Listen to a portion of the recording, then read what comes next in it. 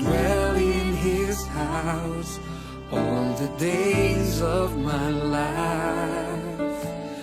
Dwell in his house all the days of my life.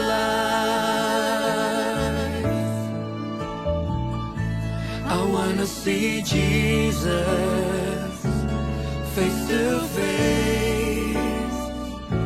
I want to run deep into the secret place, here in his presence. I wanna see Jesus face to face, worship in his holiness, till less of me and more of him. In this quiet place, secret place, I'll wait only for him. In this quiet place, secret place, I'll wait only for him. In this quiet place, secret place, I'll wait only for him. In this quiet place, secret place, I'll wait only for him. I wanna see Jesus face to face. I want to run deep into the secret place, here in his presence. I wanna see Jesus face to face, worship in his holiness, till less of me and more of him. Yeah. Oh, we worship you, oh God. We worship.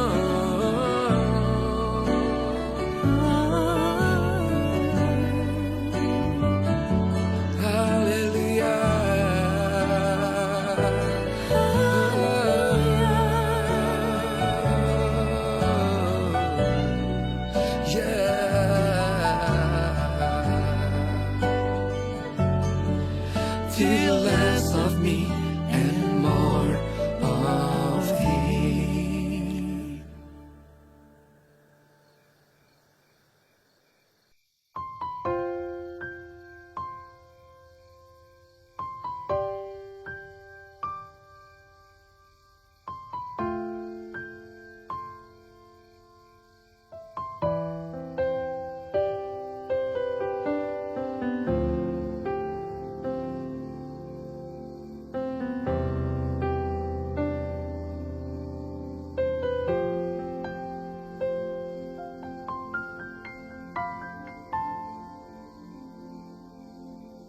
Yesus Tuhan ditinggikan,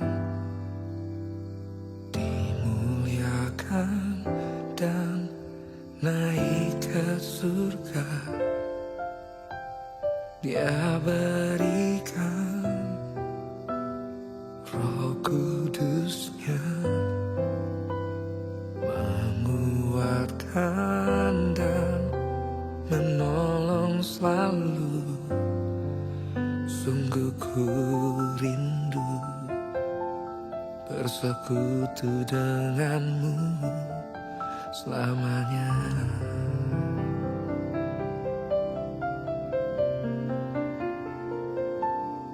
Allah Roh Kudus, jamah hatiku dengan urapan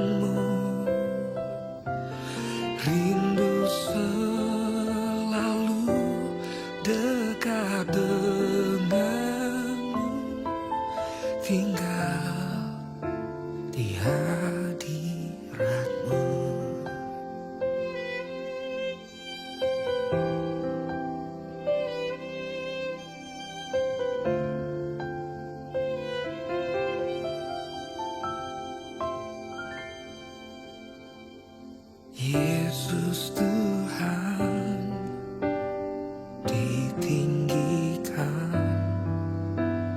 dimuliakan dan naik ke surga. Dia berikan Roh Kudusnya, menguatkan dan menolong selalu. Sungguh ku rindu bersekutu denganmu selamanya.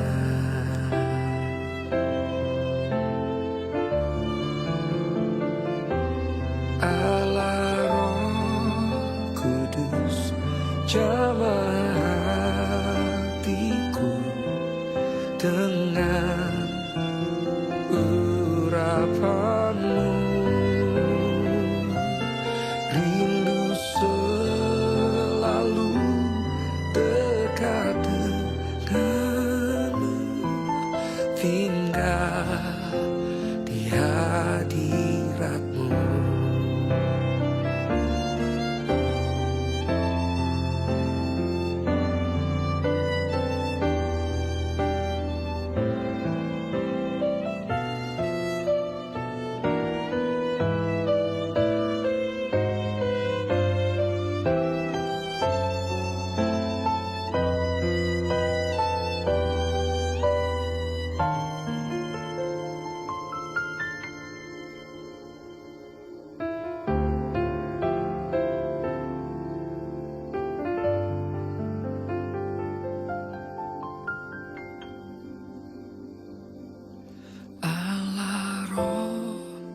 Kudus, jamah hatiku dengan urapanmu. Rindu selalu dekat denganmu, tinggal di hadiratmu. Rindu selalu dekat denganmu, tinggal di hadiratmu. Tinggal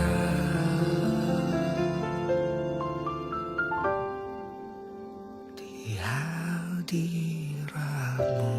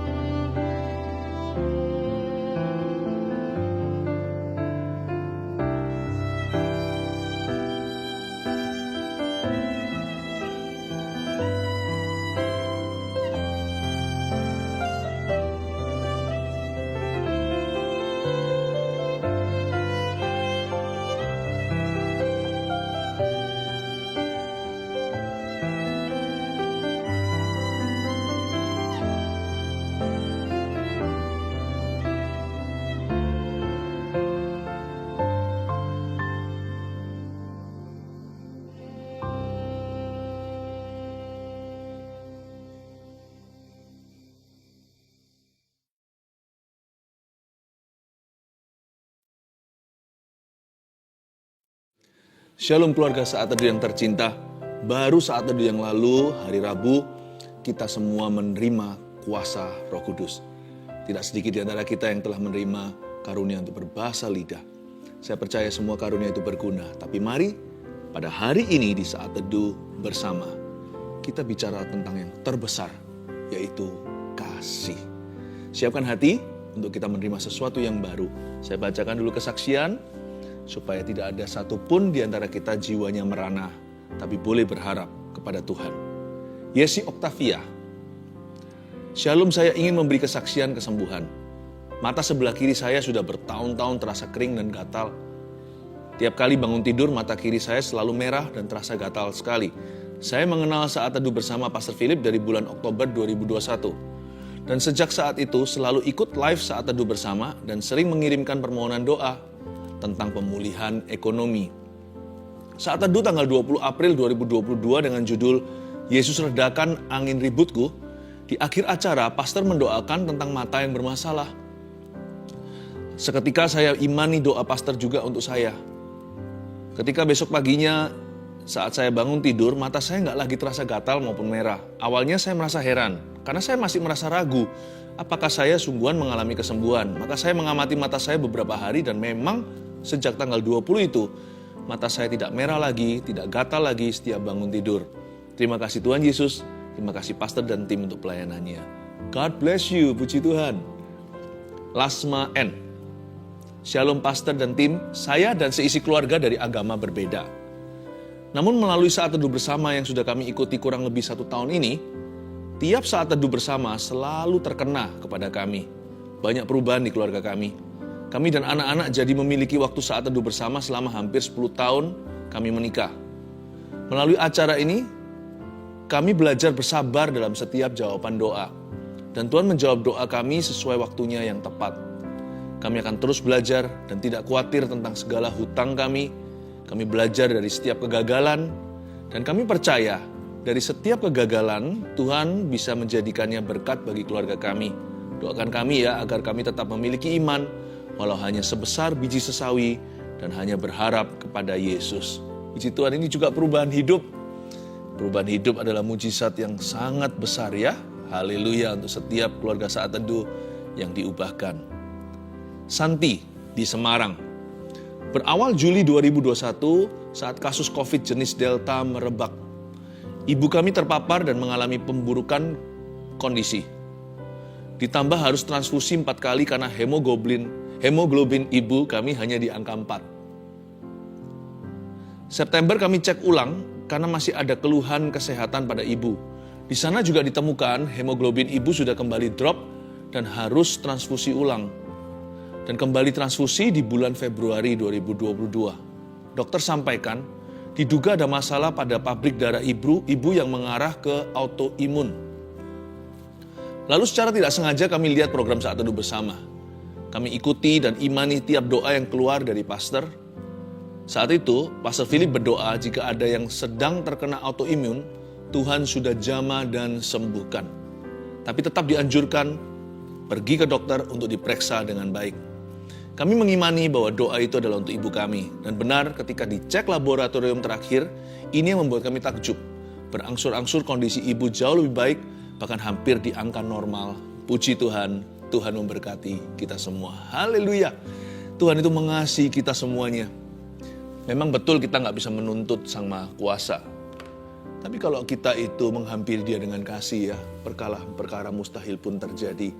Karena hati Allah itu sangat lembut, sifatnya murah hati. Tuhan sabar sama kita semuanya. Mari kita taruh segala sesuatu yang membuat kita tidak bisa konsentrasi. Mari kita merapat langsung ke tahta kasih karunia untuk menerima kasih-Nya Tuhan. Are you ready? Mari kita sama-sama nyanyikan tentang kasih. Kasih dari surga memenuhi tempat ini. Kasih dari Bapa surgawi.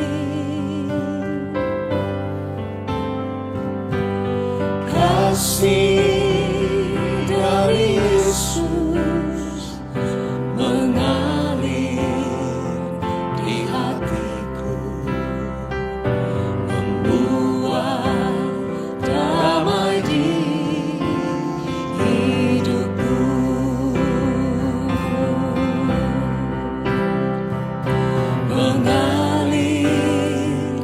kasih dari tempat tinggi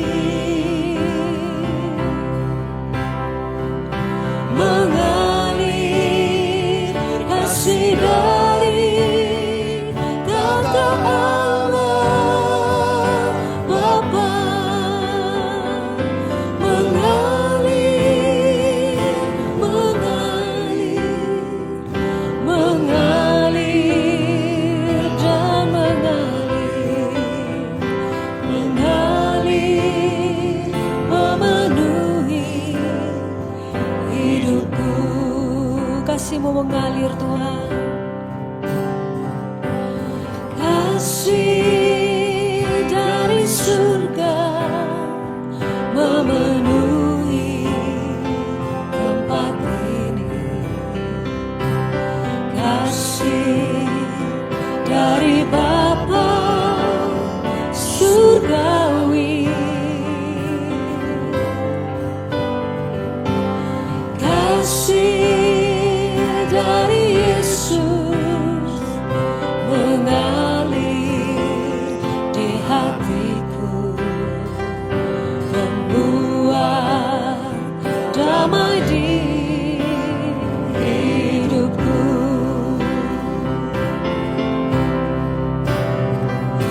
Mengalir kasih dari tempat tinggi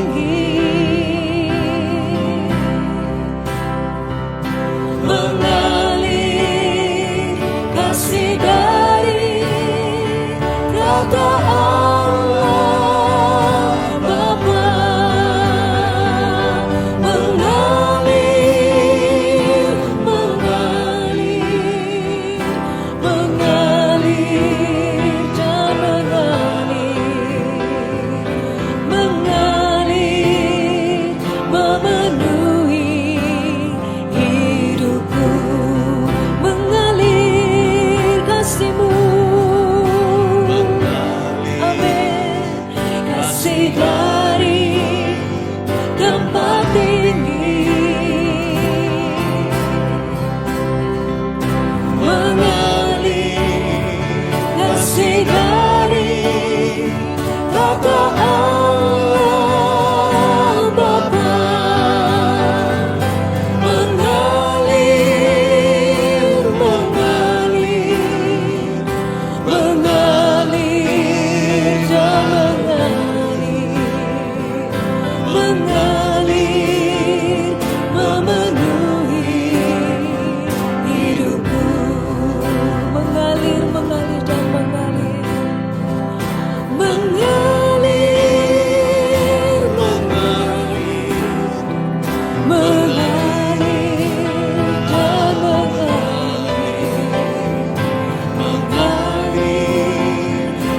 memenuhi hidupku.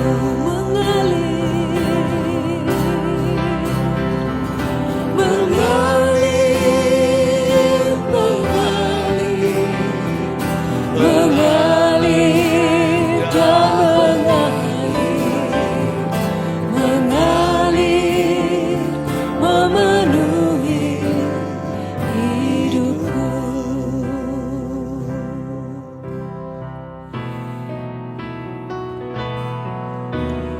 Ini waktu yang Tuhan janjikan, anugerahnya dicurahkan,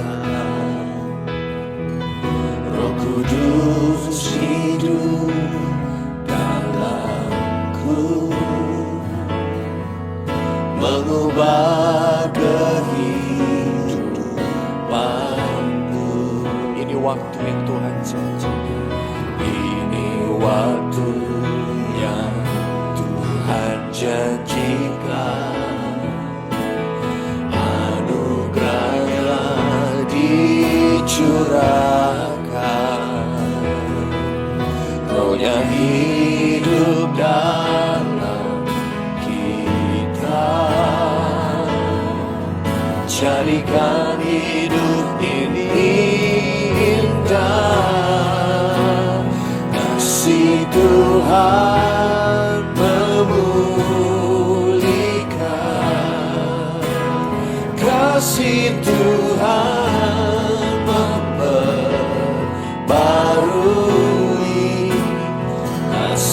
Tuhan mau mengampuni, kasih Tuhan mengubah segalanya. Ini waktu yang kau janjikan kasih-Mu dicurahkan. Ini waktu yang Tuhan janjikan, anugerah-Nya dicurahkan. Roh Kudus hidup dalamku, mengubah kehidupan, mengubah kehidupanku. Ini waktu yang Tuhan janjikan, anugerah-Nya dicurahkan. Rohnya hidup dalam kita, jadikan hidup ini indah. Kasih Tuhan memulihkan, kasih Tuhan memperbarui, kasih Tuhan mau mengampuni, kasih Tuhan mengubah segalanya. Kasih Tuhan memulihkan, kasih Tuhan memperbarui, kasih Tuhan mau mengampuni, kasih Tuhan mengubah segalanya. Kasih Tuhan memulihkan, kasih Tuhan memperbarui, kasih Tuhan mau mengampuni, kasih Tuhan mengubah segalanya. kasih Tuhan, Kasih Tuhan memulihkan, yang kami percaya. kasih Tuhan memperbarui, kasih Tuhan mau mengampuni, kasih Tuhan mengubah segalanya. Kasih Tuhan mengubah segalanya. Kasih Tuhan mengubah segalanya.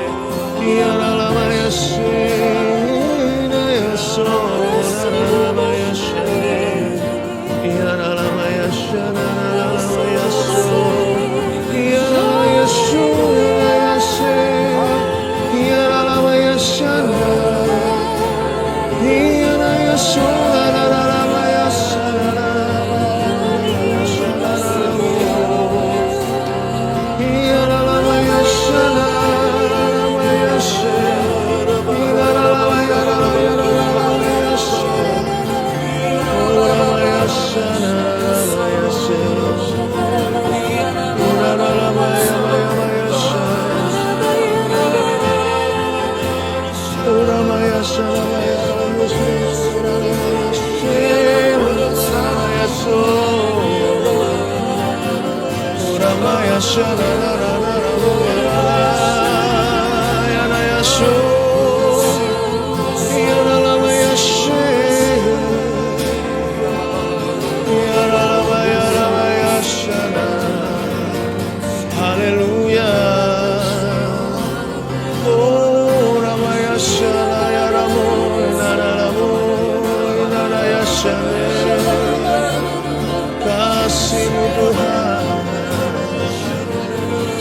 kesudahan.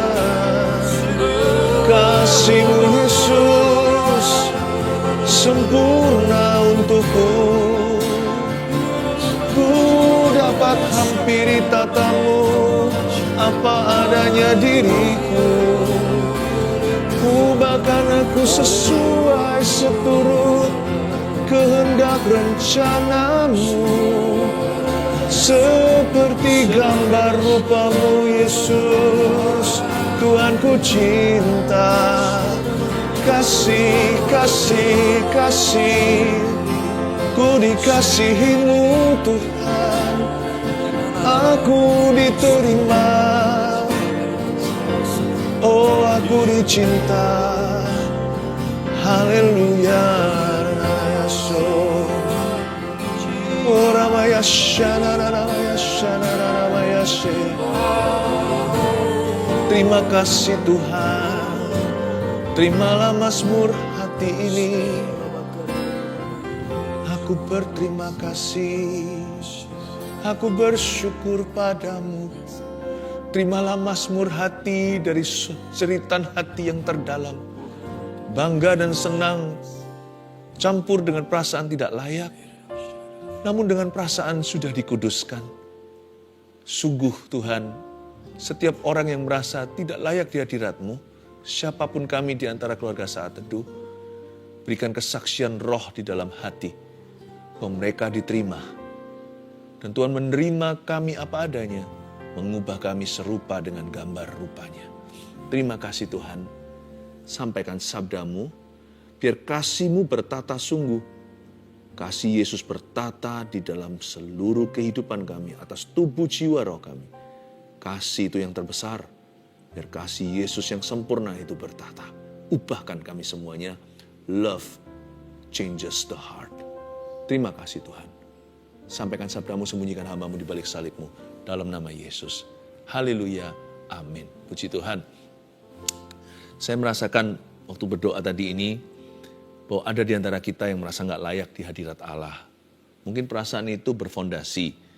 Mungkin Anda sudah melakukan sesuatu. Atau melakukan sesuatu yang mendukakan hati Allah. Atau bisa jadi perasaan itu nggak ada dasarnya. Tapi berupa hati aja yang nggak merasa aman. Inti ceritanya di sini. Yesus mati di kayu salib. Anda sudah diterima apa adanya. Bukan berarti Anda tidak akan berubah. Tuhan akan mengubahmu. Tapi kasihlah yang mengubahkan kita. Mari saya ajari kita hari ini firman tentang kasih. Kita buka bersama-sama di 1 Korintus pasal 13 ayat 1-4. Beri judul kasih itu sabar. Kasih itu sabar. Jaga-jaga jikalau ada di antara kita yang merasa Tuhan itu masih marah sama Anda. It's not true. Tuhan itu sabar. Bisa marah tapi nggak gampang murka. Allah kita itu sabar. 99% ketika kita merasa Tuhan lagi marah sama kita, kita selalu salah. Ternyata Tuhan itu ingin membantu dan menolong kita. Tuhan itu tidak marah sama Anda. Saya ulang lagi, saya rasa Roh Kudus suruh saya menyampaikan ini sekali lagi ke telinga Anda. God is not angry with you. Tuhan itu sabar, Allah itu kasih. Tapi kita baca dulu ayatnya, supaya kita belajar menjadi seperti Dia. 1 Korintus 13, ayat 1-4 bunyinya, sekalipun aku dapat berkata-kata dengan semua bahasa manusia dan bahasa malaikat, tetapi jika aku tidak mempunyai kasih, aku sama dengan gong yang berkumandang dan canang yang gemerincing. Sekalipun aku mempunyai karunia untuk bernubuat, dan aku mengetahui segala rahasia dan memiliki seluruh pengetahuan, dan sekalipun aku memiliki iman yang sempurna untuk memindahkan gunung, tetapi jika aku tidak mempunyai kasih, aku sama sekali tidak berguna. Dan sekalipun aku membagi-bagikan segala sesuatu yang ada padaku, bahkan menyerahkan tubuhku untuk dibakar, tetapi jika aku tidak mempunyai kasih, sedikit pun tidak ada faedahnya bagiku.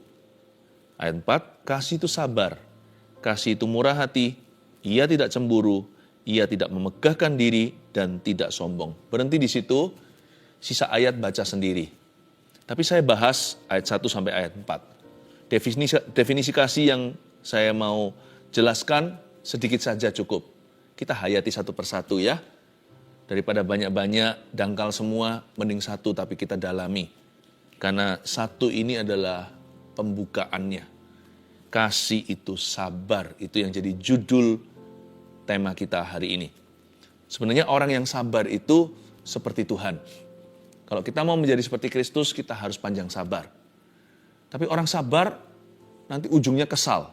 Kata dunia sih begitu. Jangan bersandar pada pengertianmu sendiri. Karena pikiran manusia itu menyesatkan. Orang sabar itu malahan dicinta dan dibela Tuhan. Tuhan sayang sama orang yang sabar. Orang yang sabar itu dieman sama Tuhan, disayang. Jadi Tuhan yang berkepentingan. Karena orang sabar itu langka di dunia ini. Kasih itu sabar. Sebelum kita bicara tentang murah hati, tidak cemburu, tidak memegahkan diri, tidak sombong, lalu lanjutan di bawahnya masih banyak, tidak melakukan yang tidak sopan, tidak cari keuntungan sendiri dan sebagainya. Hidangan pembukanya itu kesabaran. Sebab kalau sampai kasih itu tidak bermula sabar, semua buyar. Lawan kata sabar di sini adalah kasar. Kalau belum apa-apa kita sudah kasar sama orang. Nggak mungkin kita bisa murah hati sama orang itu. Nggak mungkin kita bisa bangga atas keberhasilannya alias tidak cemburu. Nggak mungkin kita bisa rendah hati. Kalau sudah bentak-bentak, sudah marah biasanya pakai ancaman.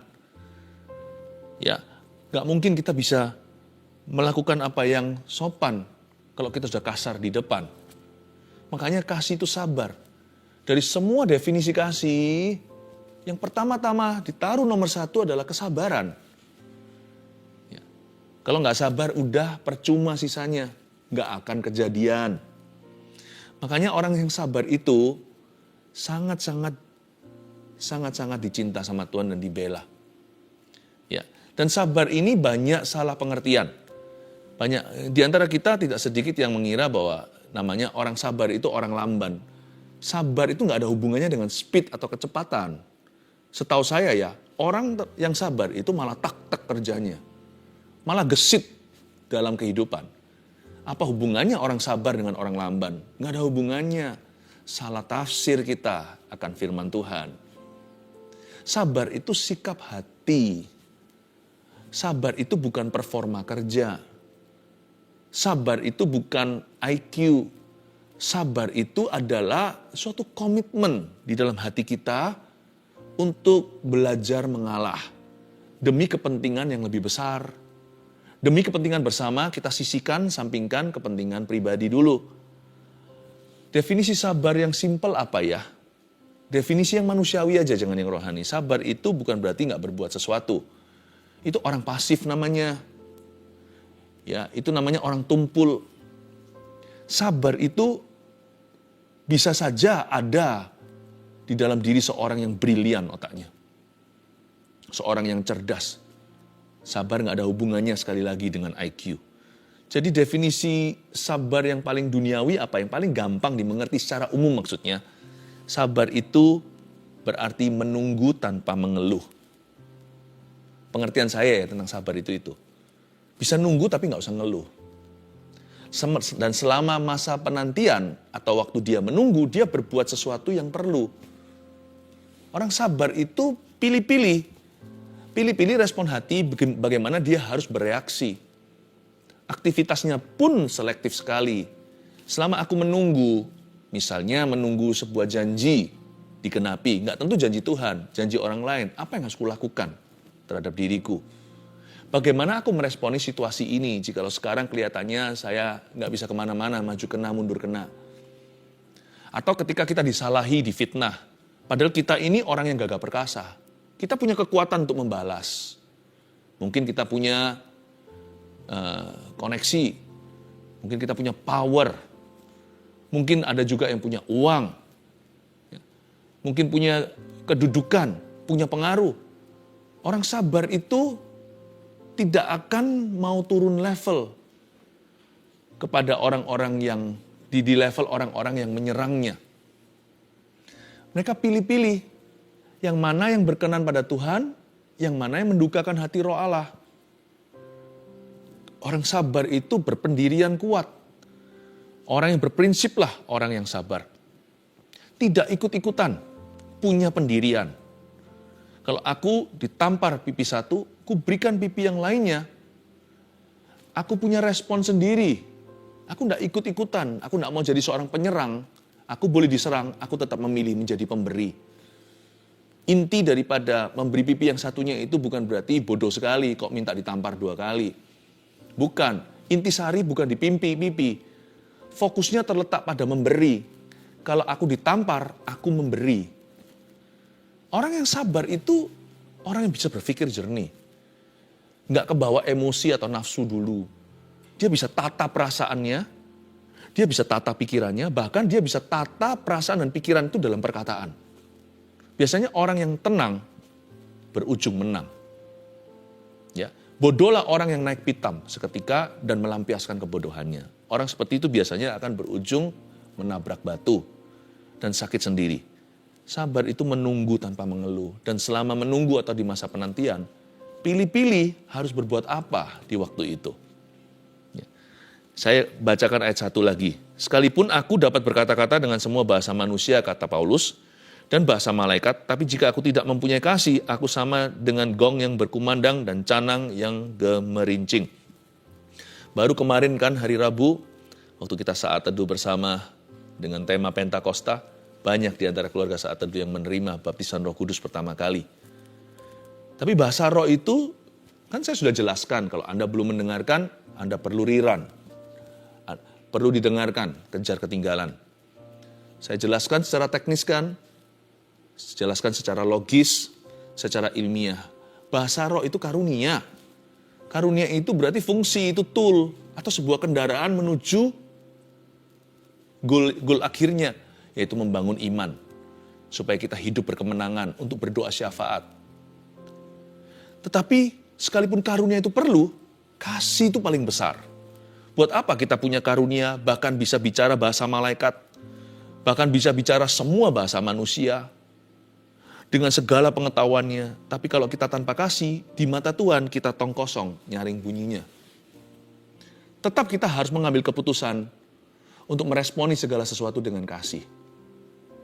Orang yang mengasihi itu tidak lembek. Orang mengasihi itu tidak lemah. Orang lemah lembut itu bukan sebuah kelemahan loh. Kelemah lembutan itu bukan kelemahan. Mana bisa disebut lemah lembut? Kecuali kalau orang itu bisa membalas tapi tidak mau, barulah orang itu lemah lembut. Kalau orang itu nggak bisa balas, namanya orang itu bukan lemah lembut. Orang itu nggak punya pilihan. Orang yang mengasihi itu orang yang kuat, bukan orang yang lemah. Karena itu orang yang berkarunia harus memutuskan setiap hari untuk hidup dalam kasih. Tidak boleh kita itu menggunakan karunia atau menyalahgunakan karunia itu untuk perkara-perkara yang salah, untuk melukai orang lain. Karunia itu seperti misalnya obeng, seperti gergaji, seperti palu dan paku. Itu sebuah tool atau sebuah alat menuju sesuatu. Tetapi yang Tuhan cari dalam kehidupan kita adalah bagaimana kita mempraktekkan kasih dalam kehidupan ini. Puji Tuhan, dengan bahasa roh, bahasa lidah saya bisa berdoa untuk keluarga saat teduh. Semua, sekalipun saya tidak tahu satu persatu. Saya bisa bersyafaat dengan dalam tanpa mengenal satu persatu siapa sedang bergumul dengan apa. Kalau nggak gitu kepala saya bisa meledak, tahu rahasia setiap manusia. Puji Tuhan, bahkan karunia yang saya miliki pun saya amalkan untuk jiwa-jiwa. Saya amalkan untuk Anda. Apa yang saya miliki, saya persembahkan kepada Tuhan sesuatu yang berguna dalam kehidupanmu. Karunia pun bekerja melalui kasih. Sebab tanpa kasih kita adalah gong yang berkumandang dan canang yang gemerincing. Sekalipun aku mempunyai karunia untuk bernubuat ayat 2 dan aku mengetahui segala rahasia dan memiliki seluruh pengetahuan, dan sekalipun aku memiliki iman yang sempurna untuk memindahkan gunung terjadi mujizat misalkan, tapi jika aku tidak punya kasih, aku sama sekali useless, tidak berguna. Karunia pun bekerja melalui kasih. Dan sekalipun aku membagi-bagikan segala sesuatu yang ada padaku, bahkan menyerahkan tubuhku untuk dibakar, jadi martir, Tapi jika aku tidak mempunyai kasih, sedikit pun tidak ada faedahnya bagiku. Kita sudah baca 3 ayat ya. Jadi kita sekarang sudah berada di kilometer pewahyuan bahwa kasih itu yang terpenting, kasih itu yang terbesar. Jadi mari kita sepakat dulu that love is the most important. Nah sekarang kita pelajari definisi kasih, hanya satu yang saya bagikan di episode Saat Teduh kali ini. Kasih itu sabar. Kasih itu murah hati, ia tidak cemburu, ia tidak memenggangkan diri dan tidak sombong. Katakan kasih itu sabar. Sekali lagi katakan, kasih itu sabar. Kasih itu sabar. Tadi saya sudah jelaskan, tidak perlu diulang. Tuhan taruh nomor 1 definisi kasih adalah kesabaran. Tuhan itu nggak iseng. Ini bukan kebetulan. Pasti ada maksud ilahi di dalamnya. Kenapa kesabaran? Kenapa tidak kasih itu pertama-tama ditaruh adalah rendah hati? Atau kasih itu ditaruh yang nomor 1 adalah kemesraan? Atau tidak menyimpan kesalahan? Kenapa kesabaran? Seperti yang saya katakan, kalau tidak dimulai dengan sabar, sisanya buyar. Sekarang kita melihat 3 level sabar. Catat ini, saya kasih beberapa poin hari ini ya. 3 level sabar itu apa aja? 1, sabar terhadap yang menyebalkan. Nah kalau kita mau uji kasih, jikalau kita mau ujian kesabaran, mari kita jangan bandingkan dengan orang lain. Sama aja kalau bandingin dengan orang lain, kadang-kadang kita menang, kadang-kadang kita kalah. Tapi kalau kita bandingkan dengan kebenaran, maka kita akan diubahkan. 3 level sabar yang pertama yang harus kita hayati. Hayati dengan seksama dan amalkan. Kita jalankan, kita praktekkan, kita lakukan. Dan minta kuasa Roh Kudus membantu kita. Bukankah roh di dalam kita lebih besar daripada roh di dalam dunia? Kita harus sabar terhadap yang menyebalkan. Belajar dari Yesus. Tuhan Yesus waktu 3,5 tahun itu memuridkan murid-muridnya. Ini orang-orang tegar tengkuk. Sama seperti kita. Susah banget gitu loh, kadang-kadang sebel gitu. Kok nggak ngerti-ngerti? Pernah sekali Tuhan Yesus sampai secara verbal nyatakan, berapa lama lagi aku terus tinggal dengan kamu, angkatan yang kurang percaya? Berapa lama lagi kamu akan begini? Bukankah aku sudah beritahu? Pernah sekali lagi Tuhan Yesus lagi bicara sebuah perumpamaan atau ilustrasi tentang ragi orang Farisi. Mereka kira Yesus cari roti. Aduh. Ya. Lalu Tuhan Yesus berkata, belumkah kau memahami? Aku nggak maksudnya roti. Masa kamu lupa sih? Waktu 5 roti 2 ikan, berapa orang makan? 5.000 guru. Waktu itu ada 4.000 orang yang kasih makan, berapa bakul sisanya? 7 guru. Masa aku bicara tentang ini? Masa kamu belum ngerti-ngerti sih? Kok nggak pinter-pinter? Yang kumaksudkan di sini adalah ahli Taurat. Yang kumaksudkan adalah kemunafikan. Tuhan Yesus itu diuji kesabarannya sama orang-orang seperti kita. Waktu di Galilea sama 12 muridnya. Orang-orang yang menyebalkan pasti ada di sekeliling kita. Kalau nggak ada, mungkin kita lah orangnya. Ya. Sabar terhadap yang menyebalkan. Tapi dalam cerita Injil, sekalipun Yesus mengeluhkan sekali-kali dan berkata, lu orang kalian itu kok begini terus ya, kapan majunya? Selalu berakhir setiap episodenya, Yesus sabar lagi. Makanya Tuhan itu panjang sabar. Artinya sabar, sambung sabar, ditambal terus sabarnya. Kita harus gitu mau gak mau. Mau gimana lagi? Mau ngampuni 7 kali 70. Itulah jalan orang Kristen. Itulah cara anak Tuhan. Ya itulah harga yang harus kita bayar. Sampai kita mati gak berubah standar. Kita mesti sabar terhadap yang menyebalkan. Dan kadang-kadang kalau kita merasa orang lain terlalu menyebalkan, kita sudah nggak bisa maju 1 kilometer lagi untuk mengampuni. 7 kali 70 sudah sampai jatuh tempo. Udah sampai ke perbatasan, udah 490. Udah nggak bisa lagi tambah 1. Kita merasa kita sudah terlalu menerima orang itu. Kita sudah terlalu toleransi dengan kelemahannya. Waktu kita sudah nggak tahan lagi, ingatlah Tuhan merasakan yang sama dengan Anda. Hai orang berdosa. Sebagaimana dosamu diampuni, ampunilah sesamamu. Jika engkau tidak mengampuni sesamamu, aku tidak akan mengampunimu, kata Tuhan Yesus. Kalau Tuhan bisa sabar sama kita yang menyebalkan, kita mesti sabar kepada orang lain yang menyebalkan pula. Kedua, sabar terhadap yang membosankan. Tuhan Yesus itu dinyatakan sebagai anak Allah waktu berusia 30 tahun. Kemana aja? Waktu umur 1, waktu jadi orok bayi lahir di Bethlehem sampai umur 30. Tuhan Yesus dikenal sebagai anak tukang kayu, anaknya Yusuf. Berarti Tuhan Yesus sebelum menjadi anak Allah dinyatakan sebagai the Son of God, dia sebagai anak manusia. Suatu titel yang Tuhan Yesus pakai terus ketika mengajar atau ketika mempresentasikan dirinya. Tuhan itu gak sok-sokan, dia berkata, anak manusia, jikalau anak manusia datang, adakah ia mendapatkan iman? Anak manusia datang untuk melayani, bukan untuk dilayani. Humble kan? Karena Tuhan Yesus tren-trenannya gini, Bapa di sorga mengizinkan putra mahkota, anak Allah yang tunggal, menjadi anak manusia setia dalam perkara-perkara yang membosankan. Urusan kayu, prakarya, bantu papa di dunia, ya, mungkin bantu Korah-Korah Maria, kan setelah sang perawan Maria itu melahirkan Yesus di palungan, kemudian barulah menikah dengan suaminya, yaitu Yusuf. Dikaruniai anak-anak kan, jadi Yesus ada adik-adik. Mungkin Yesus juga ganti diapernya, nggak tahu zaman itu pakai apa, tentunya beda dengan zaman sekarang. Ya, mungkin bantu cuci botolnya, gelasnya, perkara yang membosankan. Sabar itu nggak tentu sama orang. Sabar itu juga dengan perkara sehari-hari. Sabar juga dengan activity, dengan tugas-tugas kita. Kalau kita mau memuliakan Tuhan, jangan hanya dalam perkara besar. Dalam perkara kecil mesti sabar. Makanya kalau di sini ada yang usianya masih studi, sabar itu artinya belajar. Kalau yang kerja, belajar untuk setia dalam perkara sederhana. Jadi orang yang bisa dipercayai, jangan melulu menuntut gaji.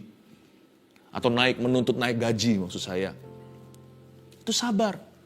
Kalau kita sedang membangun sesuatu bisnis sendiri, jangan ada godaan di hati untuk mau lekas kaya. Belajar menabung pelan-pelan, itu juga bentuk memuliakan Tuhan. Sabar terhadap yang membosankan. Yang ketiga sabar apa lagi? Sabar di dalam penderitaan. Nah yang ini susah. Ini penderitaan batin, jiwa atau penderitaan badani, jasmani, sakit penyakit misalnya. Atau bukan fisik, tapi makan hati. Aduh, tersiksa batinnya. Apapun yang membuatmu menderita, Alkitab mengajarkan untuk kita sabar di dalam penderitaan kita. Ada berbagai macam cara untuk menjelaskan ini. Tulisan Paulus juga mengatakan, belajar untuk bersabar dalam kesesakan. Sabar di dalam penderitaan ini, kita melihat pada waktu Yesus di kayu salib. Kan Tuhan Yesus mengalami itu sejak hari apa sudah ditangkap kan dijual atau dikhianati sama Yudas. Di Taman Getsemani itu Tuhan Yesus arrested atau dibawa, dikepung, lalu dibawa, lalu mulailah dihakimi, diadili, disiksa. Bagi kita kelihatannya hanya berapa hari saja. Atau ketika penyalipan tersebut ke Golgota, meskipun sudah babak belur, dipukuli sama tentara, dikasih pasang mahkota durinya, Yesus dibawa naik terus ke bukit tersebut untuk disalibkan. Itu ya, 1 menit terasa seperti selama-lamanya. Ketika seseorang menderita seperti itu, rasa tidak bisa tahan. Bukan hanya sakit fisiknya, pada saat itu Bapa pun memalingkan wajahnya terhadap putra anak tunggalnya. Anak Allah yang tunggal Yesus Kristus menjadi dosa karena kita. Makanya berseru, Eloi, Eloi, lama sabachthani. Allahku, Allahku, mengapa engkau meninggalkan aku? Terasa lama sekali ditinggalkan. Dan semua penderitaan itu. Kalau jadi Yesus gimana? Kita pasti mau cari shortcut. Makanya kita bukan Mesiasnya. Tuhan Yesus mengalami semua itu, setiap detil-detil nubuatan digenapi itu untuk kita. Supaya sempurna tuntutan hukum Taurat di dalam diri Anda dan saya. Supaya kita tidak lagi harus memenuhi itu baru masuk ke sorga. Tapi mulai hari ini, karena kita terima Yesus, Bapa melihat Yesus di dalam diri kita. Sempurna penebusannya. Tuh, ada satu episode waktu itu kalau Anda perhatikan. Ada seseorang menawarkan painkiller sama Tuhan Yesus. Dikasih anggur asam. Atau dicucukkan ke mulutnya, diangkat ke sana. Ketika Yesus merasakan itu anggur asam, itu bukan wine asam apa. itu adalah semacam obat anestesi. Di zaman itu adalah suatu medicine untuk mengurangi rasa sakit. Yesus menolaknya, dia nggak mau. Dia nggak mau minum itu. Nggak mau main curang, nggak mau di-bypass. Penuhkan tabung panah termasuk tabung panah penderitaanmu. Kalau memang itu adalah salib yang harus kita pikul, pikullah salib itu. Kalau bukanlah untuk dirimu sendiri, pikullah untuk orang lain. Saya tidak mau courting. Tidak mau courting penderitaan jikalau penderitaan itu karena kebenaran. Lain cerita kalau penderitaan kita karena salah kita atau karena dosa. Nah yang itu nggak perlu terjadi. Kalau penderitaan kita karena kebenaran, itu mahkota. Sabar dalam penderitaan. Jangan mau discount. Karena kenapa? Kita belajar dari Yesus. He bore our sins in patience. Patiently, dengan sabar, dia menanggungnya untuk kita. Kasih itu sabar. Kasih itu sabar. Sabar itu ada 3 level tadi. Anda sudah baca, tadi saya sudah jelaskan. Sekarang saya tambahkan berapa poin tambahan, oke? Kepada siapa sekarang kita harus sabar? Kan kita sudah tahu 3 levelnya. 3 levelnya tadi harus sabar terhadap yang menyebalkan. Lalu sabar terhadap yang membosankan. Sabar di dalam penderitaan. Nah sekarang target kesabaran kita tuh siapa sih? Kepada siapa kita harus sabar? Nomor 1, jelas-jelas orang lain. Ini umum sekali, semua orang tahu. Nggak usah dibuka ayatnya, ya karena kita nggak punya waktu. Tapi di kitab Kolose juga dikatakan, hendaklah kamu sabar seorang dengan yang lainnya. Rasul Paulus menulis surat kepada gereja atau jemaatnya. Hari ini kita juga sebagai jemaat Kristus, gereja perjanjian baru, kita diajari untuk sabar seorang dengan yang lainnya. Jangankan sabar sama stranger, orang luar. Kesabaran itu pertama-tama diuji dengan orang dekat dulu. Saudara seiman, kalau kita sama saudara seiman kita nggak sabar. Di luar pasti kita orang yang nggak sabaran. Ya. Banyak orang berkata begini, wah orang itu bisa pasang topeng di dalam rumah Tuhan.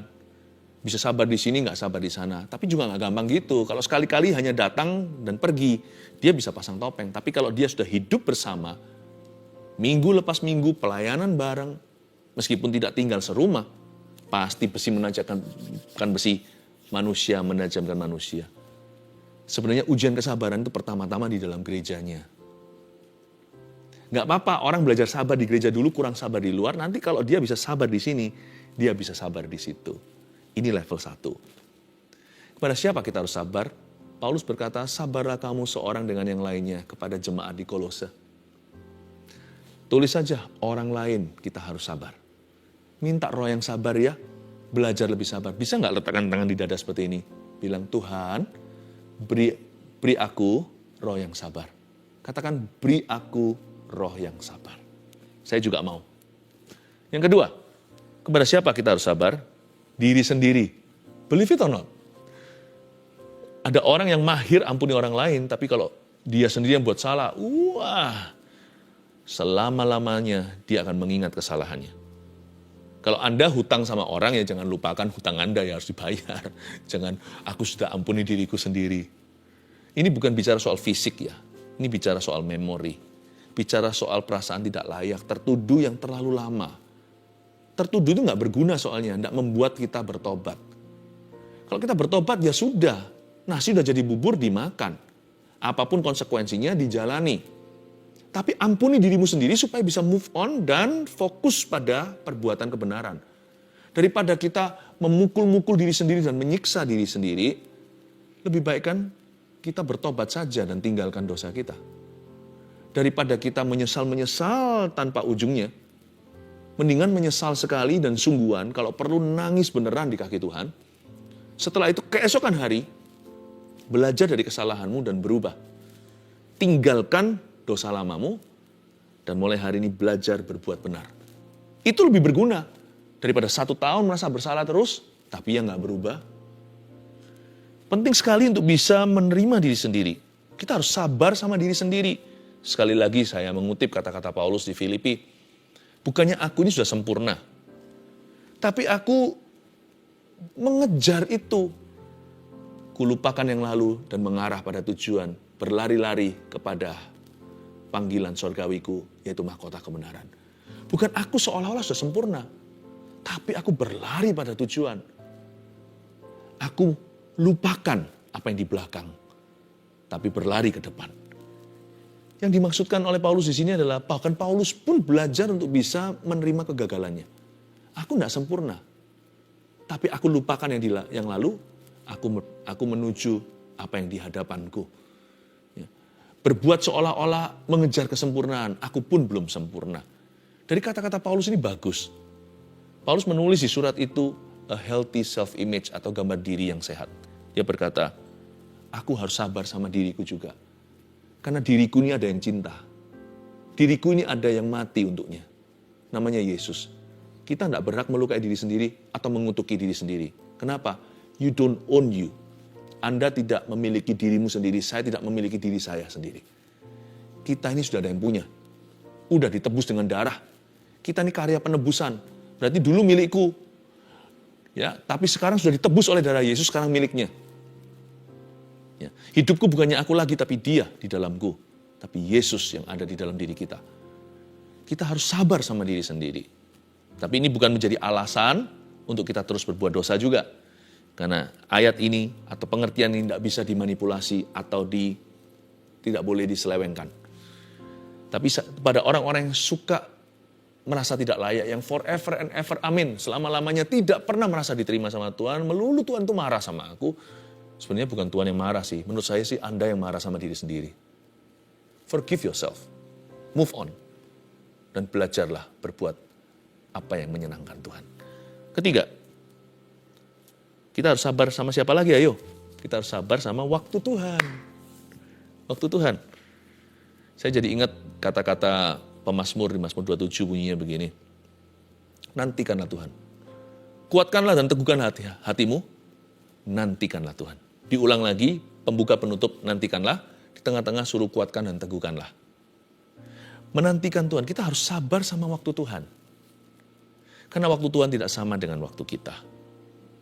Dan waktu kita menanti di depan, menanti di belakang, di tengah-tengah kita harus ingatkan diri sendiri untuk teguhkan dan kuatkan hati. Jangan mudah kecewa sama Tuhan, jangan mudah putus asa. Kita mesti sabar sama waktu Tuhan. Kadang-kadang waktu Tuhan datang begitu cepat. Kita tidak menyadari, kita harus berjaga-jaga dan waspada. Bisa datang seperti pencuri di malam hari. Artinya bisa saja tiba tanpa kita duga. Tapi waktu Tuhan juga bisa terkesan lambat. Karena kita merasa ready, nggak tentu Tuhan lebih kenal dirimu. Mungkin kalau diberikan sekarang jawaban doa itu malah menyesatkan Anda. Malah nanti perkara buruk yang terjadi. Meskipun jawaban doa itu selalu perkara yang bagus. Tapi kalau Anda tidak siap, justru akan jatuh. Karena itu belajar percaya sama Tuhan. Karena waktu Tuhan itu yang paling baik dan paling benar. Segala sesuatu hanya indah pada waktunya. Pada siapa kita harus sabar? Coba kita review. 1, orang lain. 2, diri sendiri. 3, waktu Tuhan. Semoga kita semuanya menjadi orang yang semakin sabar di dalam hidup ini. Mari kita letakkan tangan kita di dada kita. Katakan seperti ini. Tuhan berikan kepadaku roh yang sabar. Haleluya. Pasti lemah lembut. Kasih pasti memaafkan. Kasih pasti murah hati. Kasih-Mu Tuhan. Sekali lagi, kasih pasti lemah lembut.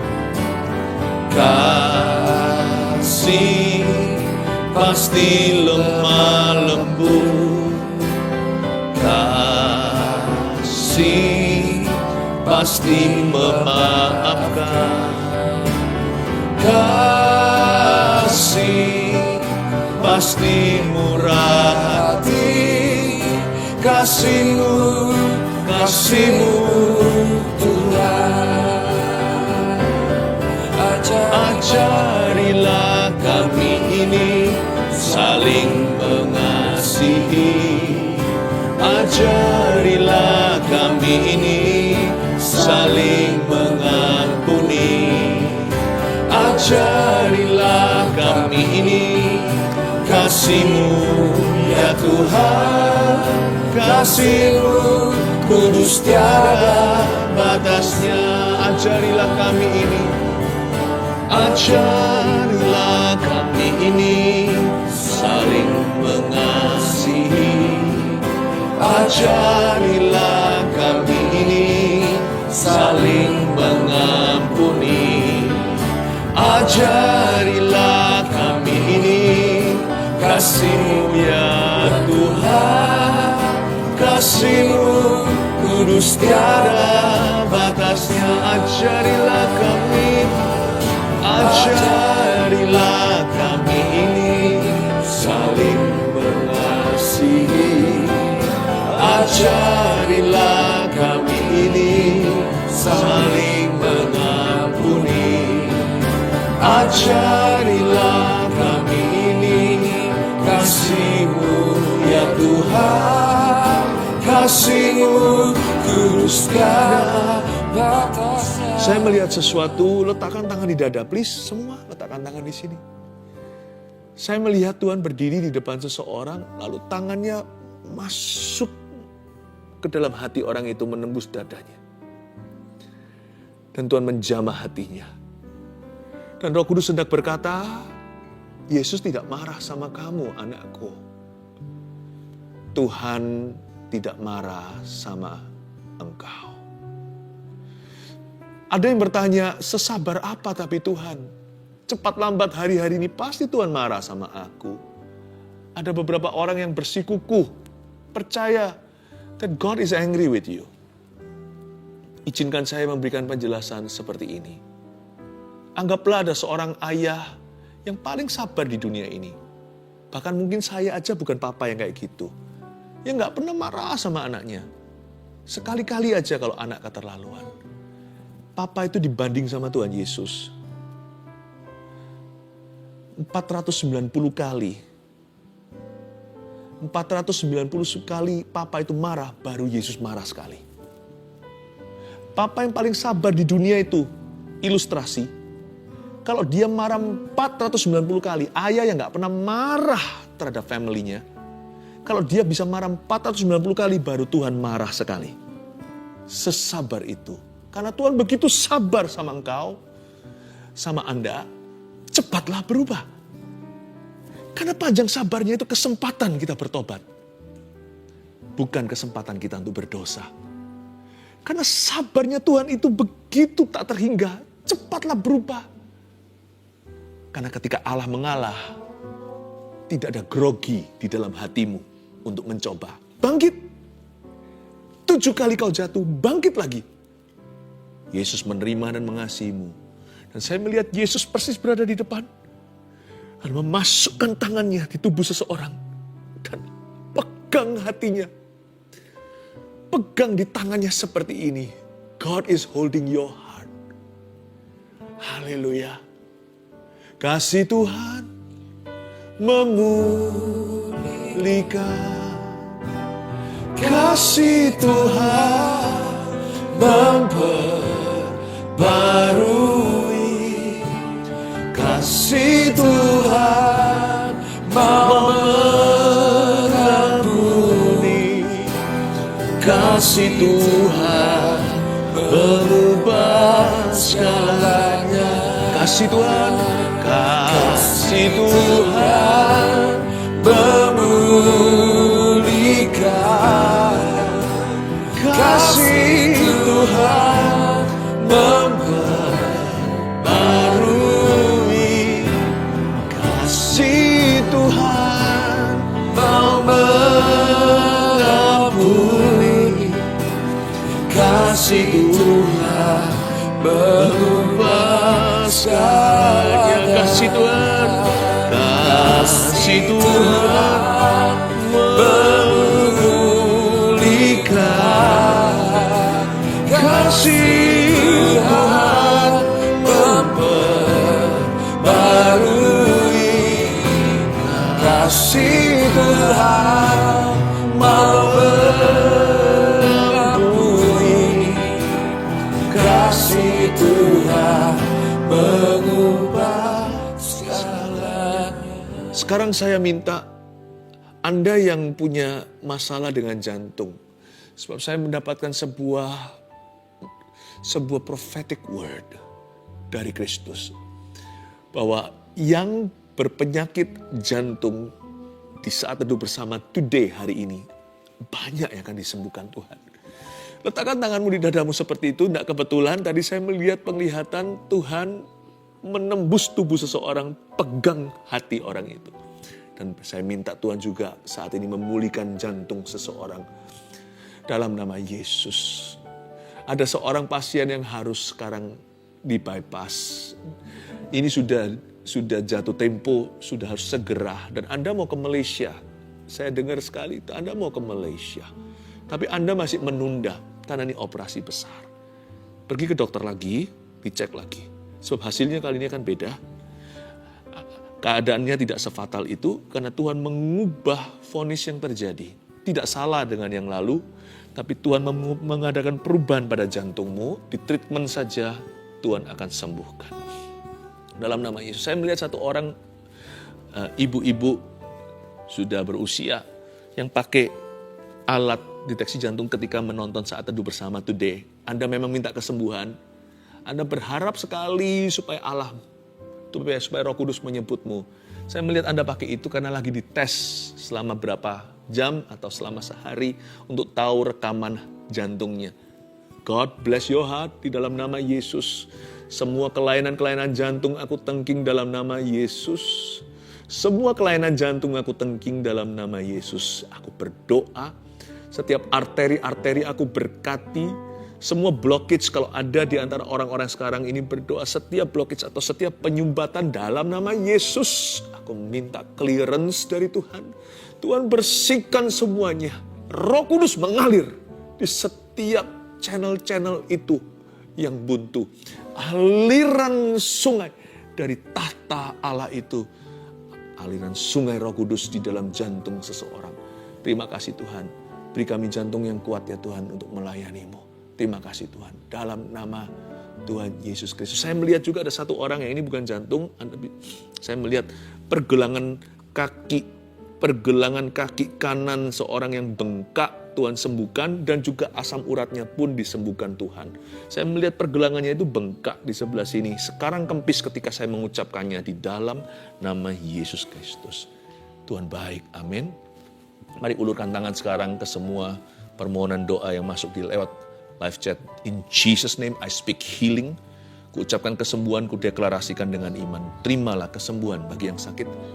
Dan setiap mujizat yang bukan kesembuhan fisik pun, I pray Tuhan open dan buka sorga dan tingkap-tingkapnya. Berkati keluarga Saat Teduh yang tersayang ya Tuhan. Di dalam nama Yesus. Yang berkat terbesar tentunya adalah ajari kami untuk sabar. Terima kasih Tuhan. Dalam nama Yesus. Saya minta nanti di live chat ini, Anda, bukan di live chat, di komentar maksud saya nanti ya, Anda tuliskan, khususnya Anda yang merasa diri sendiri seorang pemarah, pendendam, tulis begini ya, Tuhan beri aku roh yang sabar. Gitu aja. Saya minta Anda menuliskannya, bukan supaya kita lihat, tapi supaya Anda lakukan itu sebagai tindakan iman. Ingat bahwa hari ini, tanggal ini, Anda sudah minta roh yang sabar sama Tuhan. Tidak ada alasan lagi Anda kalah di area itu atau emosi. Mulai hari ini akan ada urapan baru dalam kehidupan Anda. Haleluya. Mari angkat tangan dulu. Setelah ini jangan langsung dimatikan. Kita nyanyi satu lagu lagi setelah doa berkat ya. Oh haleluya, love you so much. Terimalah berkat dari Allah Bapa, Allah Putra, Allah Roh Kudus menyertai setiap kita dari sekarang sampai selama-lamanya. Allah yang panjang sabar tinggal di dalam diri Anda dan saya. Dalam nama Yesus, amin. Bila kau izinkan sesuatu terjadi, ku percaya semua untuk kebaikanku. Bila nanti telah tiba waktumu, ku percaya kuasa-Mu memulihkan hidupku. Haleluya. Waktu Tuhan pasti yang terbaik, walau kadang tak mudah dimengerti. Lewati cobaan, ku tetap percaya waktu Tuhan pasti yang terbaik. So beautiful. Sing this song with me. Haleluya. Bila kau izinkan sesuatu terjadi, ku percaya semua untuk kebaikanku. Bila nanti telah tiba waktumu, ku percaya kuasa-Mu memulihkan hidup. Waktu Tuhan pasti yang terbaik, walau kadang tak mudah dimengerti.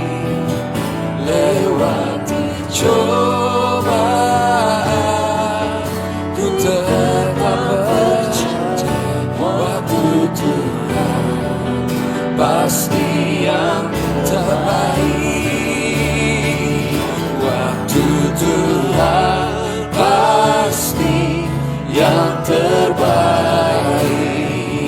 walau kadang tak mudah dimengerti. Lewati cobaan, ku tetap percaya waktu Tuhan pasti yang terbaik. Waktu Tuhan pasti yang terbaik. Waktu Tuhan pasti yang Terbaik. Love you. God bless you. Bye-bye.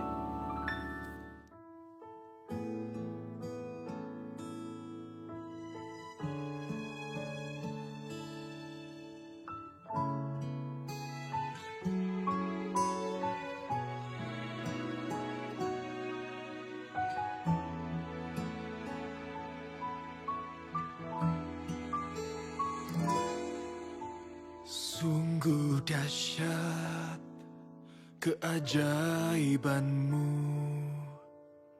tak tergapai oleh pikiranku. Semua yang telah ada dan yang akan datang, Kau menjadikan segalanya indah. Terpesona kan kebesaran-Mu, dari dulu sampai selamanya. Penuh kuasa, takkan berubah. Ku naikkan syukurku kepadamu Tuhan. Biar pengagungan sampai di hatimu, Yesus Tuhan dan Rajaku. Kau lebih megah dari yang termegah. Terimalah sembahku. Hanya Kau yang ada di tata.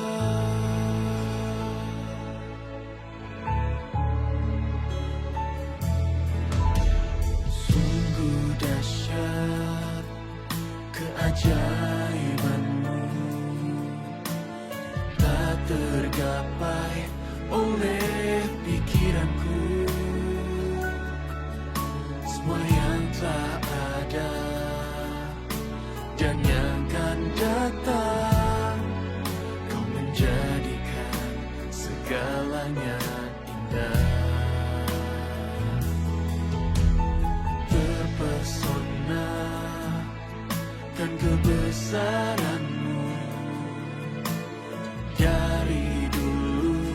sampai selamanya,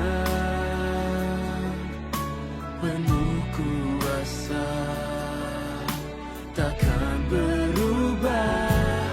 Ku naikkan syukurku kepadamu Tuhan, biar pengagungan sampai di hatimu, Yesus Tuhan dan Rajaku. Kau lebih megah dari yang termegah, terimalah sembahku. Hanya Kau yang ada di tahta.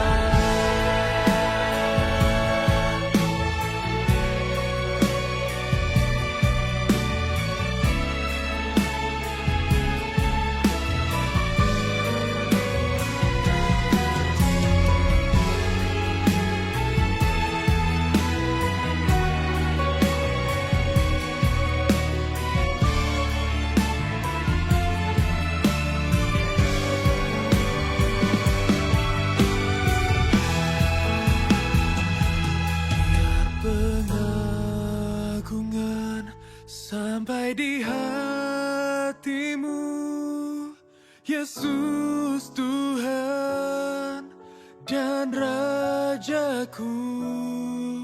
Kau lebih megah dari yang termegah, terimalah sembahku.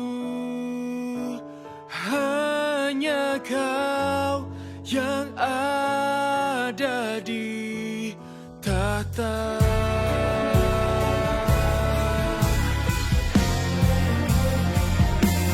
Biar pengagungan sampai di hatimu, Yesus Tuhan dan Rajaku. Kau lebih megah dari yang termegah,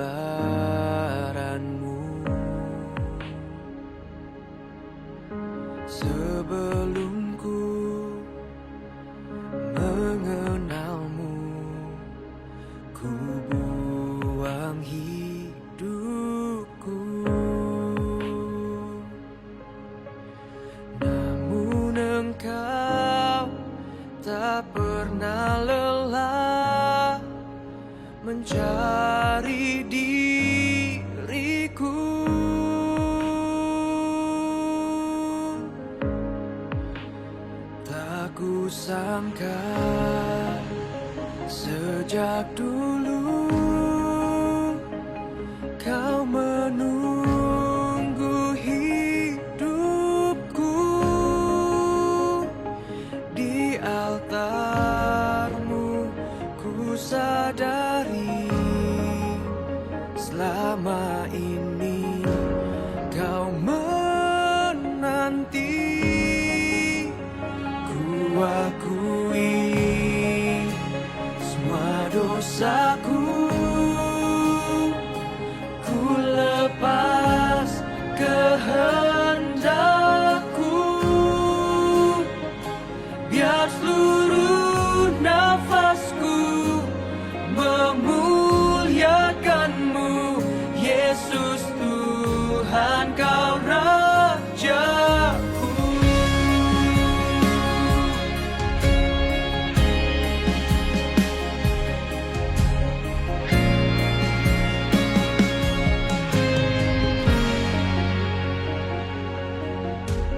Sebelum ku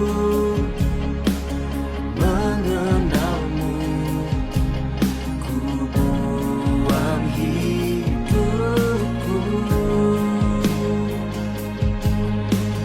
Namun Engkau tak pernah lelah mencari diriku. Tak kusangka sejak dulu kau menunggu hidupku di altarmu. Ku sadari selama ini kau menanti. Ku akui semua dosaku, ku lepas kehendakku, biar seluruh nafasku memuliakanmu. Yesus Tuhan, kau Rajaku.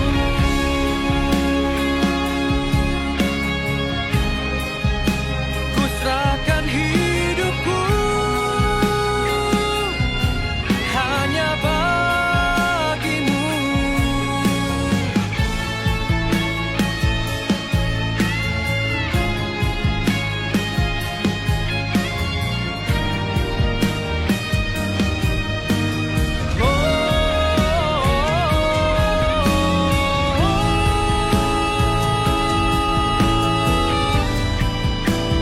Tak kusangka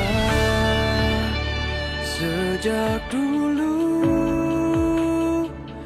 kau menunggu hidupku di altarmu. Ku sadari selama ini kau menanti. Ku akui semua dosaku, ku lepas kehendakku,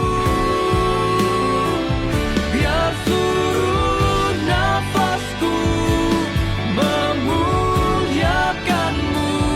Yesus Tuhan, kau Rajaku, biar seluruh nafasku memuliakanmu. Yesus Tuhan, kau Rajaku.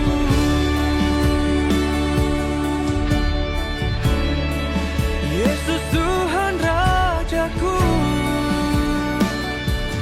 Oh,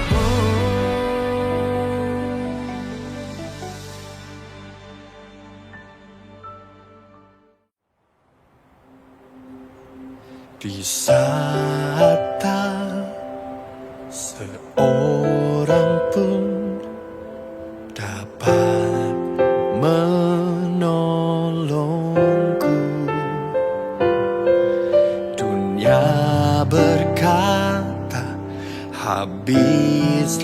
sudah masa depanku, tapi ku tahu ada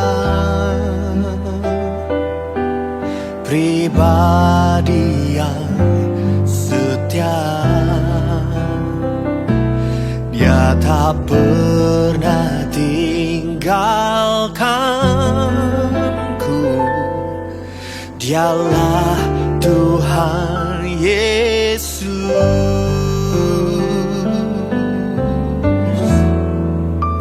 Hanya dekat padamu, Kau Allahku. Ku merasa tenang, dan hanya di dalam-Mu, oh Yesusku, ku dipulihkan. Kasih setia-Mu selalu baru setiap waktu. Ku mau mengiring-Mu seumur hidupku.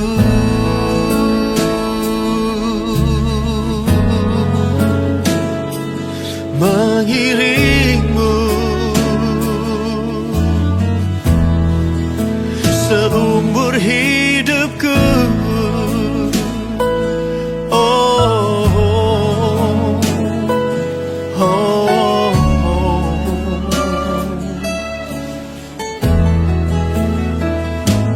Tapi ku tahu ada pribadi yang setia. Dia tak pernah tinggalkanku. Dialah Tuhan Yesus.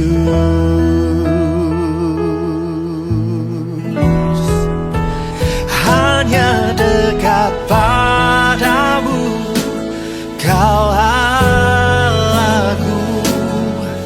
Ku merasa tenang, dan hanya di dalam-Mu, oh Yesusku, ku dipulihkan.